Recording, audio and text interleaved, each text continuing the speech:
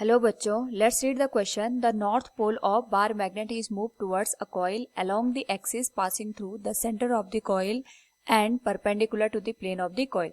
The direction of the induced current in the coil when viewed in the direction of the motion of magnet is. Here four options are: A clockwise, B anticlockwise, C no current in the coil, and D either clockwise or anticlockwise. Now first of all we will discuss here the key concept, and here the key concept will be Faraday's law of electromagnetic induction. तो जब भी हम यहाँ पे electromagnetic induction की बात करते हैं, जो यहाँ पे मैग्नेटिक फ्लक्स चेंज होता है विद रिस्पेक्ट टू टाइम, उसकी वजह से एक ईएमएफ जनरेट होता है and direction of EMF is such that it will always opposes the change in the magnetic flux. Now अगर हम इस पर्टिकुलर केस की बात करें, यहाँ पे हमें एक कॉइल गिवन है लाइक दिस, और इस कॉइल में हमने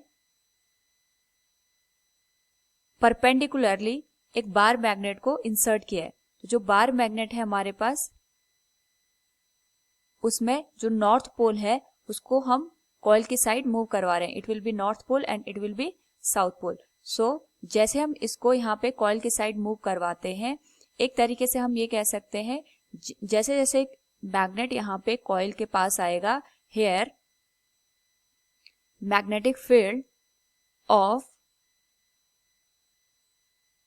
the bar magnet which is linking the coil will increase. तो इस केस में हम ये देख सकते हैं यहाँ पे जो नॉर्थ और साउथ हमें बार मैग्नेट का यहाँ पे मैग्नेटिक फील्ड की डायरेक्शन गिवन है, यहाँ पे जो मैग्नेटिक फील्ड की डायरेक्शन होगी it will be like this.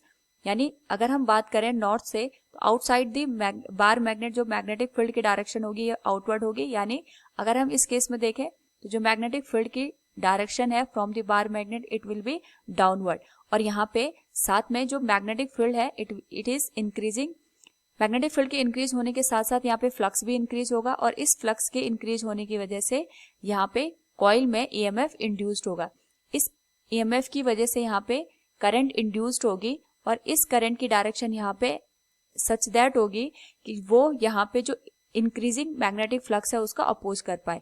और अगर हम चाहते हैं यहाँ पे जो फ्लक्स है उसके इंक्रीमेंट का अपोज हो, तो यहाँ पे जो डायरेक्शन ऑफ करंट है it will be like this, so that ये यहाँ पे फ्लक्स के इंक्रीज होने का अपोज करे. तो डायरेक्शन ऑफ करंट अगर यहाँ पे एंटी क्लॉकवाइज होगी, उस पर्टिकुलर केस में हम कह सकते हैं कि ये यहाँ पे फ्लक्स के इंक्रीज होने का अपोज करेगा.